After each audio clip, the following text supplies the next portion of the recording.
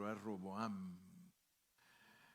Hoy vamos a empezar a hablar de Roboam, después nos va a tocar hablar de Abías, pero sin H, ¿verdad? Abías es el mismo Abiam, Abías es Abiam, y luego Abías engendró a Asa. De todos estos reyes, ahorita estamos en el linaje real, o sea que si ustedes se dieron cuenta, Dios usó a gente civil. Estudiamos a todos los civiles. Dios usó civiles para que naciera Cristo, lo cual significa que el Señor usa personas sencillas, pero luego usa reyes. Y en el Nuevo Testamento nosotros somos reyes. Así que nosotros somos de la realeza. Y después va a venir de los deportados. El asunto es de que esta historia nos debe de abrir los ojos, porque esta historia es la historia de Israel, pero que tiene que ver con nosotros, porque ya descubrimos que todo lo que le pasaba a Israel le pasa a la iglesia. Todo. Solo que a ellos les pasó así físicamente, real en su vida física. En cambio a nosotros nos pasa en la vida del Espíritu. Y vamos a familiarizarnos, porque este rey Roboam significa el pueblo se ha engrandecido. El pueblo se ha engrandecido. Eso quiere decir Roboam. El pueblo se ha engrandecido. O el que ha hecho engrandecer al pueblo. Entonces es muy significativo porque este Roboam tiene una historia que nosotros debemos de entenderla. Vamos a ir a Primero de Reyes, capítulo 11, y vamos a leer de ahí en adelante desde el versículo 9. Libro Primero de Reyes, y estamos en el capítulo 11. Si usted se da cuenta en su Biblia,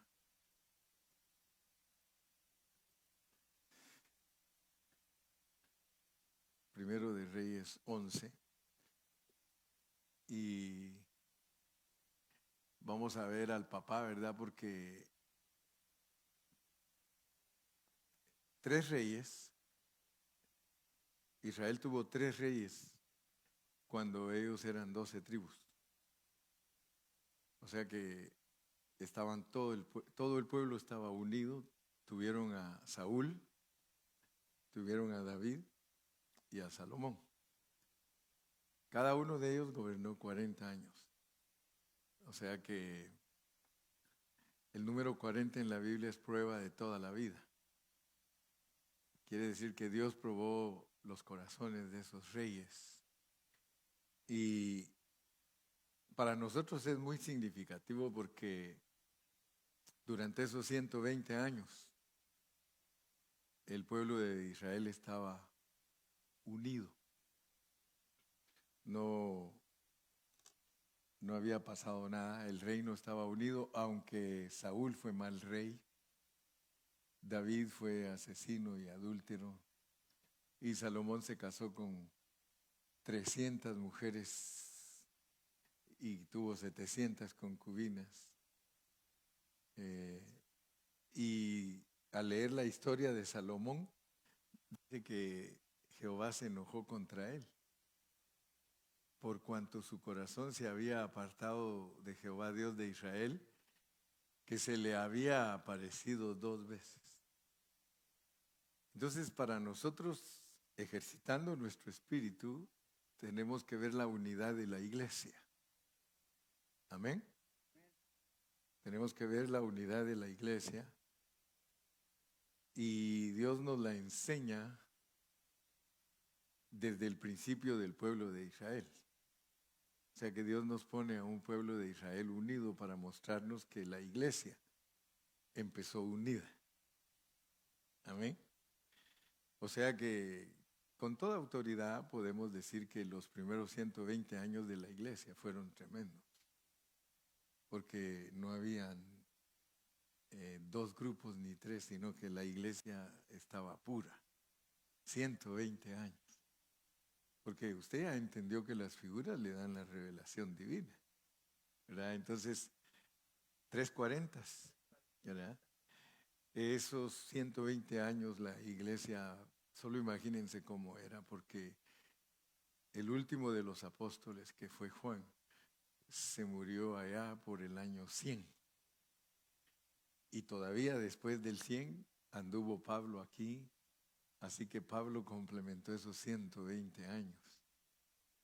Y eso fue maravilloso. Y se enojó Jehová contra Salomón por cuanto su corazón se había apartado de Jehová, Dios de Israel, que se le había aparecido 2 veces. O sea, ahora ya sabe usted, pues, porque todo esto es para que vayamos aprendiendo. Yo a veces lo meto a usted a la historia y luego le aplico lo espiritual a la historia, pero es para que usted también vaya aprendiendo la Biblia, porque no puede ser que usted después de 40 años de ser cristiano no conozca la Biblia. Sigamos el 10. Y le había mandado acerca de esto. ¿Cuántas veces se le apareció Dios a Salomón? 2 veces. Y le había mandado acerca de esto que no siguiese a dioses ajenos. Mas él no guardó lo que le mandó Jehová.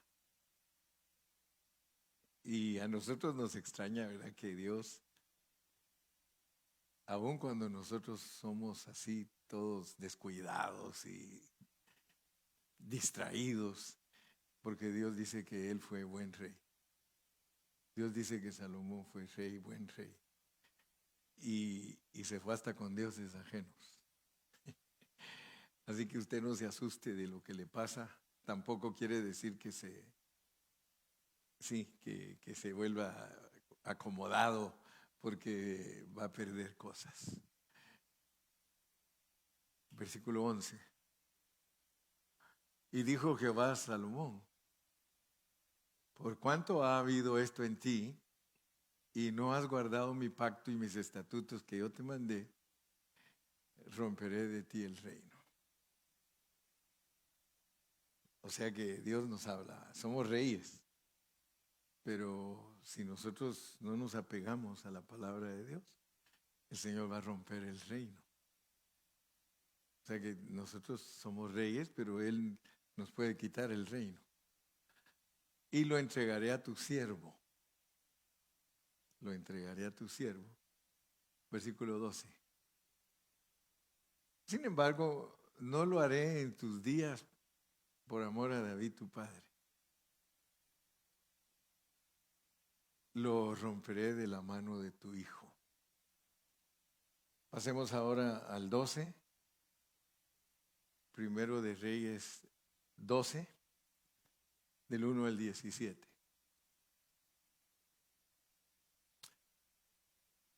Ahí está el hijo, pues. Este es Roboam. Roboam fue a Siquem, porque todo Israel había venido a Siquem para hacerle rey. Ustedes saben que un hijo heredaba lo de su padre. Versículo 2. Y aconteció que cuando lo oyó Jeroboam, Jeroboam era un siervo de Salomón, era un administrador, era uno del army. Él era funcionario. Jeroboam era funcionario de Salomón. Haga caso y cuenta ahí como uno de sus fiscales, uno de sus mano derecha, sí, mano derecha. Y aconteció que cuando lo oyó Jeroboam, hijo de Nabat, que aún estaba en Egipto, a donde había huido de delante del rey Salomón y habitaba en Egipto, enviaron a llamarle. Vino pues Jeroboam y toda la congregación de Israel y hablaron a Roboam.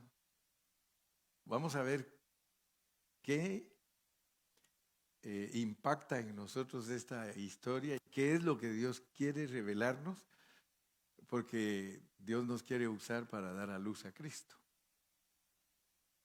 Y hablaron a Roboam diciendo, versículo 4, Tu padre agravó nuestro yugo, mas ahora disminuye tú algo de la dura servidumbre de tu padre y del yugo pesado que puso sobre nosotros, y te serviremos. Versículo 5. Y él les dijo, idos, idos, y de aquí a 3 días volved a mí. Y el pueblo se fue. Entonces, el rey Roboam pidió consejo de los ancianos que habían estado delante de Salomón, su padre, cuando vivía. Y dijo, ¿cómo aconsejáis vosotros que responda a este pueblo? Ahí le va a hablar a los viejitos, ¿verdad? Versículo 8, 7. Y ellos le hablaron diciendo, si tú fueres hoy siervo de este pueblo y los sirvieres, y respondiéndoles buenas palabras les hablares, ellos te servirán para siempre. 8. Pero él dejó el consejo que los ancianos le habían dado y pidió consejo de los jóvenes que se habían creado con él y estaban delante de él. Y les dijo, ¿cómo aconsejáis vosotros que respondamos a este pueblo que me ha hablado diciendo, disminuye algo del yugo que tu padre puso sobre nosotros? Entonces los jóvenes que se habían creado con él le respondieron diciendo, así hablarás a este pueblo que te ha dicho estas palabras. Tu padre agravó nuestro yugo, mas tú disminúyenos algo, así les hablarás. El menor dedo de los míos es más grueso que los lomos de mi padre. Ese parecía Gabino Barrera. Ancho de espalda y que no acepta. De ahí lo han de haber sacado. 12. Gabino Barrera era. Ahora pues mi padre os cargó de pesado yugo, mas yo añadiré a vuestro yugo. Mi padre os castigó con azotes, mas yo os castigaré con escorpiones. Al tercer día vino Jeroboam con todo el pueblo a Roboam, según el rey lo había mandado, diciendo, volved a mí al tercer día. Y el rey respondió al pueblo duramente, dejando el consejo que los ancianos le habían dado. Y les habló conforme al consejo de los jóvenes, diciendo, mi padre agravó vuestro yugo, pero yo añadiré a vuestro yugo. Mi padre os castigó con azotes, mas yo os castigaré con escorpiones. 15. Y no oyó el rey al pueblo, porque era designio de Jehová para confirmar la palabra que Jehová había hablado por medio de Ahías Silonita a Jeroboam, hijo de Nabat. 16. Cuando todo el pueblo vio que el rey no les había oído, le respondió estas palabras diciendo, ¿qué parte tenemos nosotros con David? ¿No tenemos heredad en el hijo de Isaí? Israel, a tus tiendas, provee ahora en tu casa, David.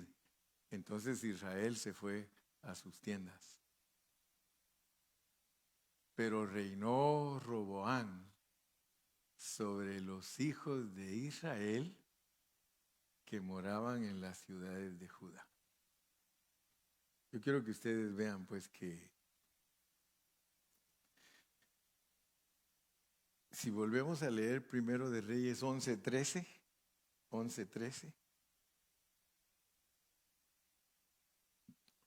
Primero de Reyes 11:13.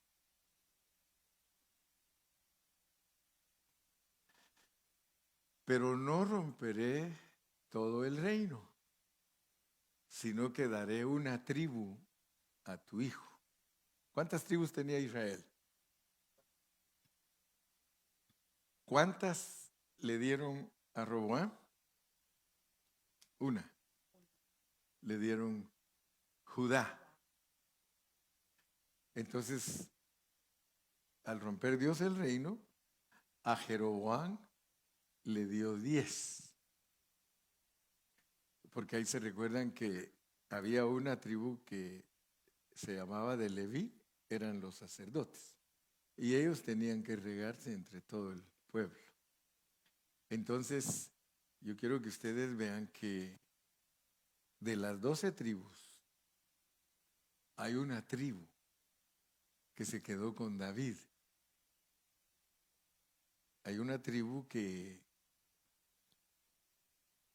se quedó con David porque esa tribu tenía que servir para que naciera Cristo. ¿Verdad? Porque dijo que el trono de David era para siempre. Y le dijo a Salomón que iba a romper el reino, pero que no lo iba a romper cuando estaba él por amor a su papá. Pero en tu hijo te voy a castigar. Entonces, acuérdense pues cómo funciona Dios, porque si nosotros no ponemos atención cómo funciona Dios, ¿verdad? Porque cuando Dios nos castiga a nosotros, y por supuesto que el castigo viene porque nosotros desobedecemos, pero no nos lo cobra a nosotros, sino que lo cobra a través de nuestros hijos. O sea que si usted se porta mal, a veces a usted le dice el Señor, te voy a dejar pasar a ti, pero a tu hijo no. Yo, dice, soy fuerte, celoso y visito la maldad de los padres sobre sus hijos. Entonces nosotros tenemos que ponerle atención a todas estas historias, porque estas historias, hermano, son para que usted sea instruido. Ahora, ¿por qué cree usted que Dios castiga el mal comportamiento suyo sobre sus hijos? Porque esta lección nos debe de ayudar, hermano. Cristo necesitaba el reino que pertenece a la casa de David, porque Cristo tenía que nacer en la tribu de David, la tribu de Judá, porque él era el heredero del trono. ¿Cuántos dicen amén?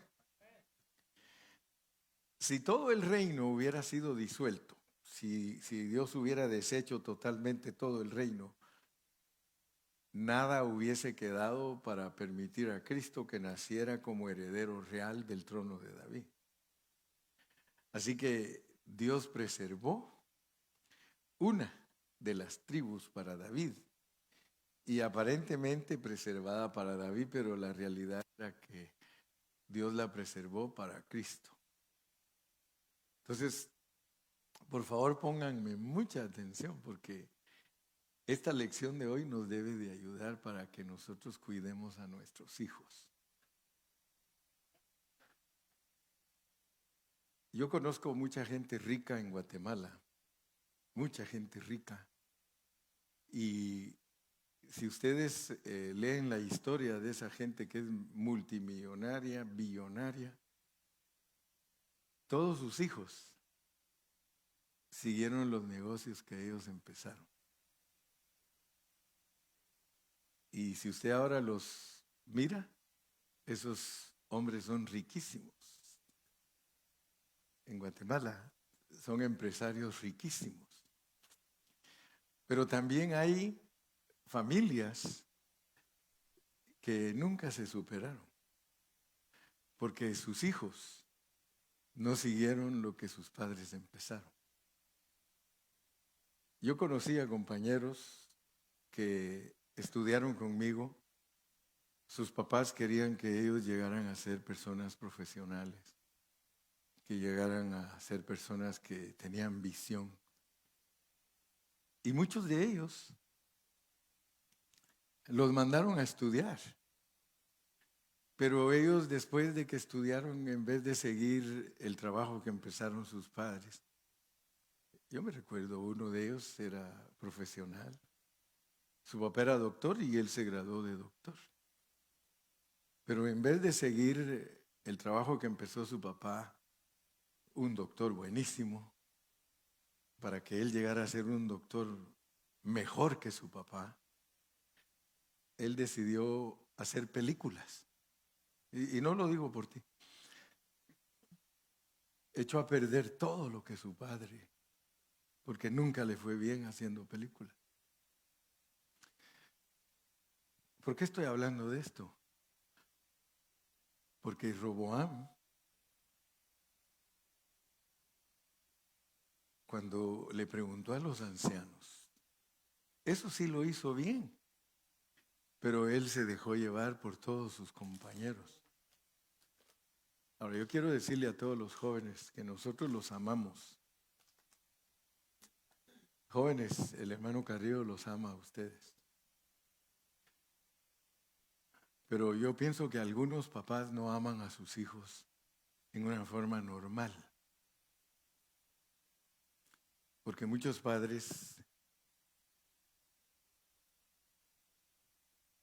no les exigen a sus hijos. No cuidan a sus hijos. Ellos mismos son malos cristianos. Y no se lo estoy diciendo por usted. Ya si en caso esto pega ahí con usted, usted se dará cuenta que es una mera coincidencia. Pero hay papás. Y les voy a poner ejemplos. Por ejemplo, aquí en Estados Unidos, la Iglesia Cristiana de Estados Unidos, ahora que vino la pandemia, muchas iglesias se desaparecieron. Algunas las tuvieron que cerrar. Aquí cerca de nosotros, esa esquina de ahí de la Holt y la Vine, es un templo grandísimo. Yo ya entré ahí con mi esposa y se pierde uno allá adentro. Se pierde. Ahí caben 1,500 personas, abajo tiene todo lo mismo que tiene arriba, lo tiene abajo. Está lleno de clases que usted entra y no sabe ni a dónde está. Tiene que usar GPS para andar allá adentro, porque se puede perder. Pero ¿qué le pasó a esa iglesia? Esa iglesia tenía muchos miembros americanos, pero nunca se preocuparon ellos de que sus hijos continuaran el trabajo que ellos empezaron. Yo siempre le he dicho a los ancianos, miren hermanos, el día que yo me muera,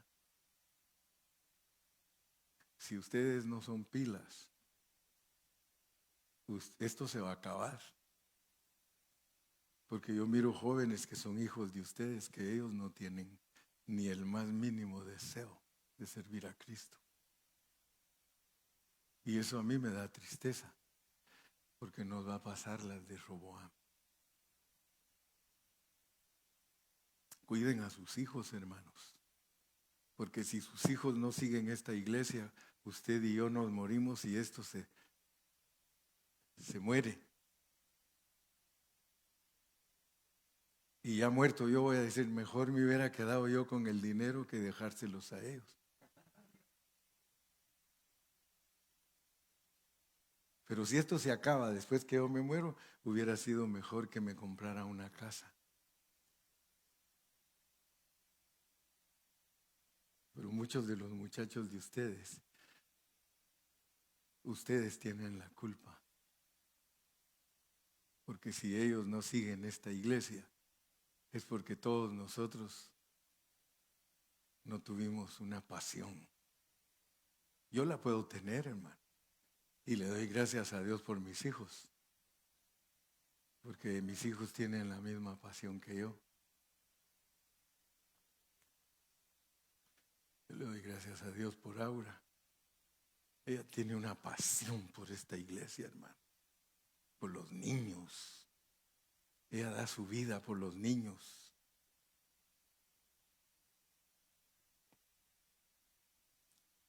El seguir el consejo de los jóvenes los va a llevar a la desgracia a todos ustedes.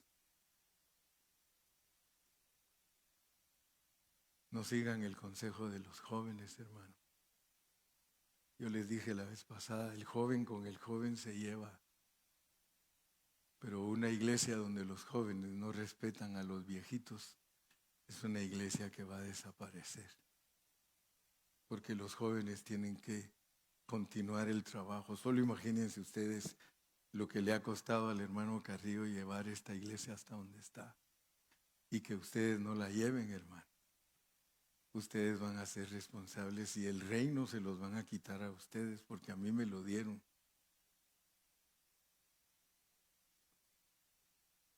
Es muy importante, hermano, que estos jóvenes sean consagrados a Dios, hermano. Pero de usted depende. ¿Qué hace usted con ellos? ¿Qué les está enseñando? Si cada vez que hay servicio usted se los lleva a la playa, usted se los lleva a que vayan a ver a su familia. Eso no es correcto, hermano. ¿Por qué no atiende primero su iglesia y después atienda a su familia? Yo oí que algunos dijeron, háblanos, Padre, a través del pastor.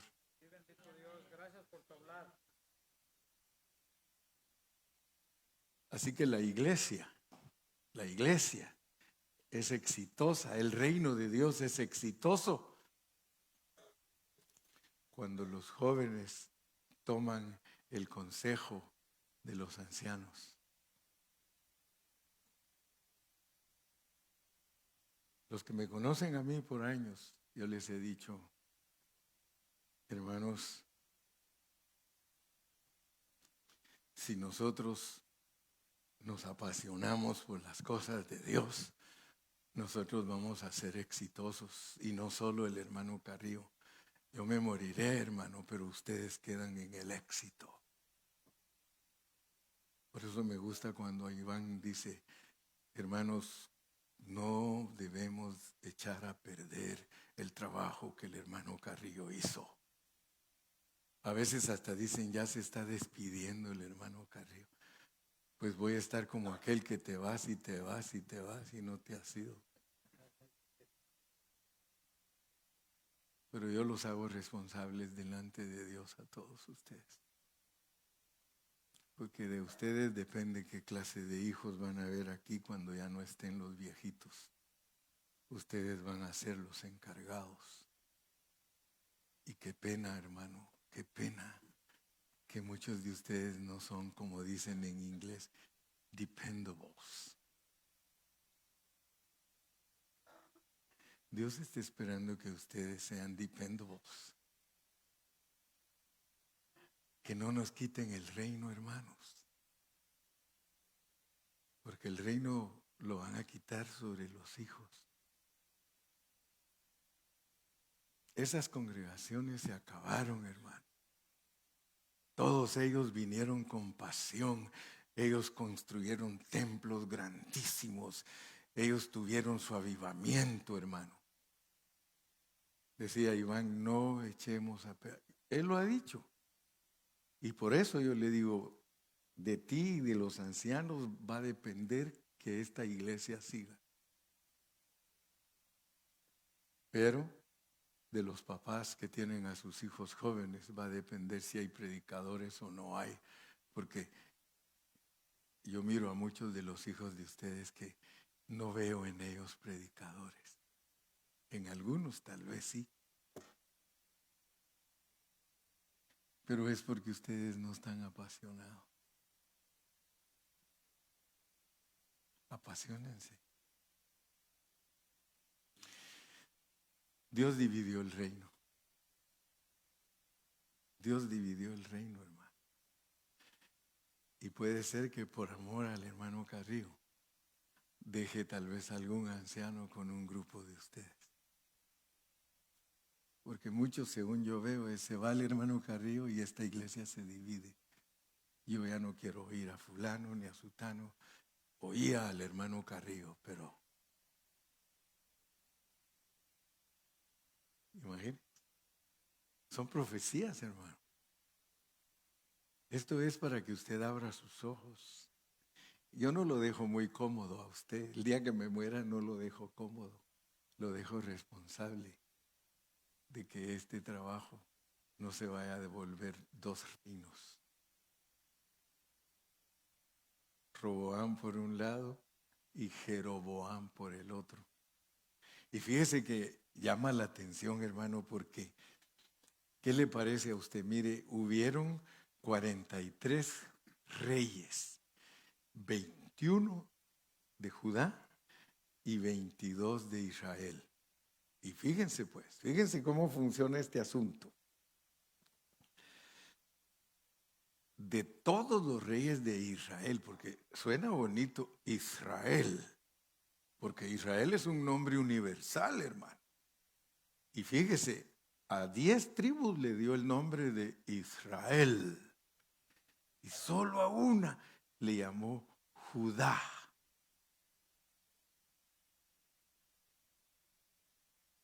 Fíjese que todos quieren ser de Israel. ¿Qué quiere decir eso? Que la iglesia, hermano, en general, Israel es un nombre universal. La iglesia tiene un nombre universal. ¿Qué prefieren muchos, llamarse Israel o Judá? Si Judá es chiquitito. Israel, 10 tribus. 10 tribus. Un nombre bonito, universal. Usted le pregunta a los cristianos y los cristianos dicen, somos la iglesia. Todos los cristianos dicen, somos la iglesia.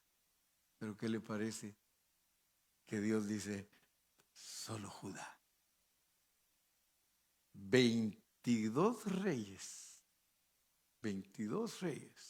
de Israel, todos malos, todos.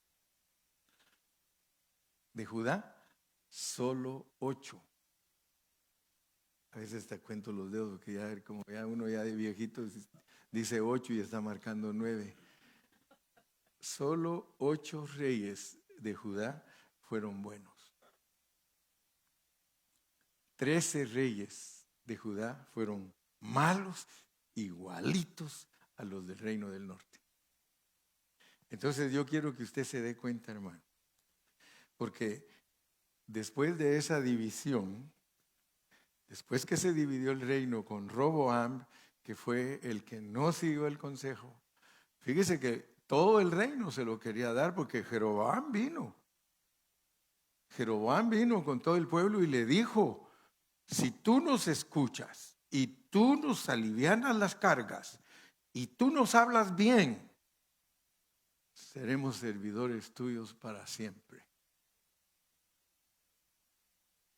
¿Y qué dijo Roboam? Déjenme, voy a hablar con los... Y fíjese que le fue a hablar a los ancianos porque muchas veces aparentemente, hermano, como que nos estamos dejando guiar bien. Fue a pedirle consejo a los ancianos, pero también le pidió consejo a los jóvenes.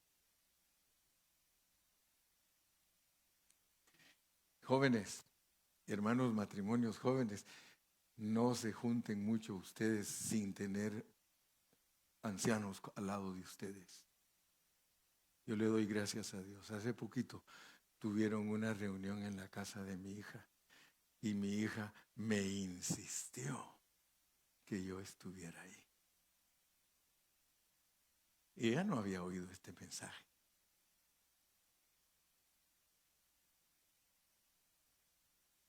Si ustedes se reúnen, solo ustedes jóvenes, si no invitan a una pareja de viejitos, ¿por qué a los jóvenes les ponemos parejas que estén más mayores que ellos? ¿Y por qué ustedes no tienen otras parejas mayores que ustedes con ustedes en sus reuniones? Porque ustedes ya saben que les van a decir algo. A mí casi no me invitan algunos de aquí porque ya saben que les voy a decir algo.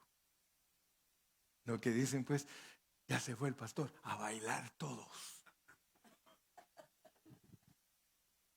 ¿En serio? ¿En serio, hermano?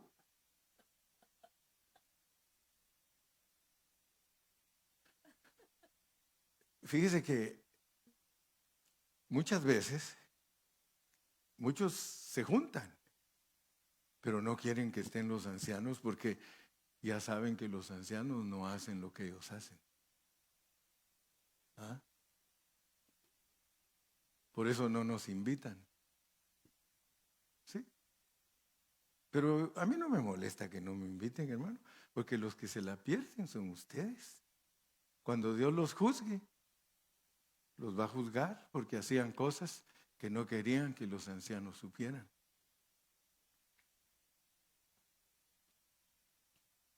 Pero amamos al pastor, hermano. Sí, sí lo amo, es un buen siervo y todo. Sí, pero me tienes marginado, retiradito. Prefiero estar con fulano y con sutano que con el hermano Carrillo.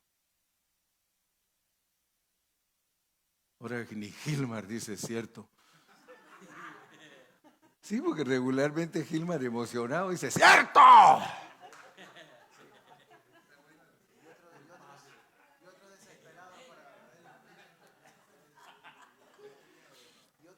Algunos hermanos que están estudiados así en teología, lo que estoy hablando le llaman la brecha generacional. Así le llaman ellos. Dice, hay una brecha generacional. O sea que los jóvenes, cuando hablan de los viejitos, es anticuados, pasados de moda. Ellos no nos entienden a nosotros.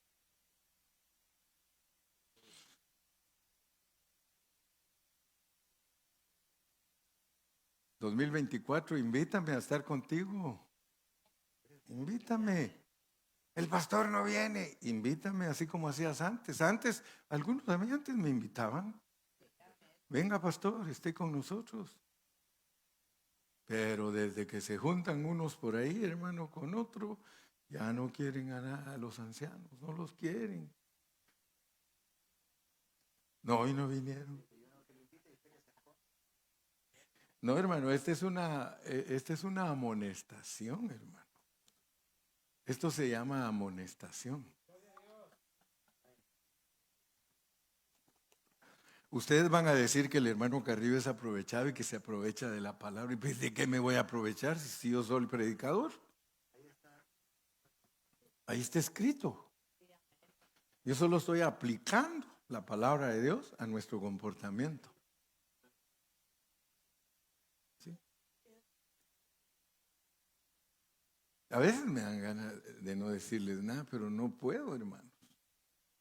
Yo no puedo porque Dios me va a decir, y nunca les dijiste. En cambio, si me muero y se dividen, nos lo dijo. ¿Sí? Y ahí se acuerdan pues que me voy con ese recuerdo que si ustedes fracasan, mejor me hubiera gastado el dinero porque al vender aquí mejor me lo hubiera gastado, voy a decir, pero ya muerto. Y como dijo aquel, y ya muerto, ¿para qué quiero la vida? Estás muy serio, Alex. Estás pensativo, ¿verdad? ¿No? Yo siempre he querido que él sea un predicador. Y puede y tiene el potencial y todo. Si un día no lo llega a hacer, sus papás a saber qué hicieron con él. ¿No vinieron tus papás? No, en serio, hermano, mire, algunos hermanos yo aquí digo, Dios mío, ¿por qué ellos son así? ¿Por qué no tienen esto como su prioridad? ¿Por qué no tienen? Mire, hermano, aquí debería estar lleno viernes, lleno domingo, lleno lunes, hermano. Yo tendría que decirles, ¿saben qué? Quédense en su casa, mejor no vengan. Pero ¿dónde está la prioridad, hermano? ¿Cuál es tu prioridad? ¿Qué es lo que estás buscando? ¿Tomas en serio este asunto, hermano? ¿O toda la vida el pastor te va a tener que decir, tómalo en serio, pues? Y eso que no estoy enojado. El reino de Israel, ¿qué quieres tú, hermano? ¿Cuál cree usted que es el mejor nombre? ¿Israel o Judá? Ya dele un coscorrón ayer. Fíjese, Leo, ¿cuál cree que es el mejor? Israel. Y le dice la hermana Meli, Judá, hombre. ¿El reino de Israel o el reino? Yo creo, hermano, que hablando carnalmente nosotros favoreceríamos a Israel, hermano. Sí, hablando carnalmente, nosotros favoreceríamos a Israel, porque Judá es muy local, es un término muy angosto, ¿sí? Sin embargo, aunque el reino de Israel es muy universal, más que el de Judá, hermano, en la genealogía de Cristo no se incluye a ninguno de los reyes de Israel. En la genealogía de Cristo no se incluye a ninguno de los reyes de Israel. Ellos son universales, pero ellos fueron excluidos de la generación de Cristo. Eso es un aviso fuerte para nosotros, hermano. Porque tú puedes ser cristiano. Tú puedes ser una persona que diga, I'm a son of God, I'm a child of God. But you don't have part with Christ. And what do you want? Do you want to have part in Christ? Yes, I want to have part in Christ. Yo sí quiero tener parte en Cristo, hermano. Yo no quiero ser excluido de la generación de Cristo, hermano. Ellos nunca se asociaron con Cristo. Nunca. Asóciate, hermano, con Cristo. A veces no sé qué me da a mí, hermano, cuando alguien dice, el pastor porque le pagan que él lo haga. Si tú supieras que yo no solamente predico, hermano, yo administro. Yo soy un administrador. Yo hago los reportes anuales de la iglesia. Yo soy contador, yo lo sé hacer, hermano. Mi esposa sabe, y yo, si no estoy preparando mensajes, estoy poniendo al día los libros de la iglesia. Yo se los presento al que hace los taxis y él no me lo hace a mí, él me dice, me traes el resumen. ¿Cuánto entró? ¿Cuánto se gastó? ¿Cuánto quedó? ¿En qué lo usaste? ¿Cuáles son estos? Y tengo que presentar, hermano, cada año, para que ellos solo hagan con la computer las cantidades, las meten, hermano, y el papeleo, $650 me debes. ¿Qué tal si hicieran lo que yo hago, hermano? Pero algunos creen que el hermano Carrillo es... Soy administrador, hermanos. La iglesia es bonita porque Dios nos pone de administradores. Y dice Pablo que el que predica y es administrador tiene doble honor. Yo siempre le digo, gracias Señor que me hiciste contador, porque si no tendríamos que pagar a alguien que también llevara los libros de la iglesia. Casi ni amenes hay porque ustedes dirán, ay, que a él le pagan, que él lo haga todo. Hermanos, si ustedes son mis ayudantes, sin ustedes esto no camina, hermanos. Sin ustedes no hay predicación, no hay evangelización, no hay visitación, no hay nada. Es más, sin ustedes no se multiplican las ovejas. Los pastores se multiplican muy poco, pero las ovejas tienen que parir cada año. Imagínense usted, no, y ustedes no aceptan dos pastores, yo ya me di cuenta. Si cuando no estoy, dice, como no fue él, no voy. Pues son ovejas fieles, dice, oyen la voz de su pastor nada más. Dice. Y predica fulano y no quieren ni oírlo. Y predica sutano y no quieren ni oírlo. Pero como si viene el pastor, a ese sí lo quiero oír. Me acordé del nieto del Dani, ¿eh? Para allá se fue y cuando venía de regreso, ¿qué pasó? No vino mi maestra. Pero ahí está es que es otra, no acepta otra. Ese, dijo aquel, ese es mi compañero.